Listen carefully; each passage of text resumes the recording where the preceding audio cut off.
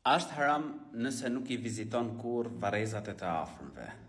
Vizita e të afërmve, për shembull, fëmia viziton varin e prindit të tij, është e pëlqyer dhe njeriu shpërblehet për këtë.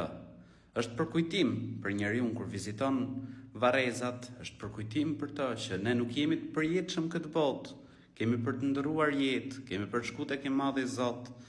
Po ashtu I bën dobi atit vdekurit, pse? Sepse lutesh për të.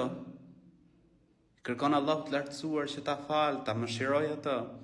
Pra ka dobi si për ty që përkujton vdekjen, por edhe për të vdekurin që lutesh për të.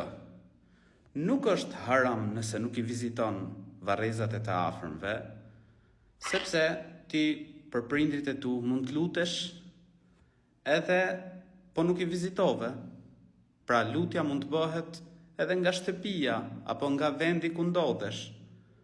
Por normal kur I viziton, pra ti përfiton sepse kujton botën tjetër, ndërsa I afërmi jot përfiton sepse ti lutesh për të që Allahu I lartësuar ta fal dhe ta mëshiroj.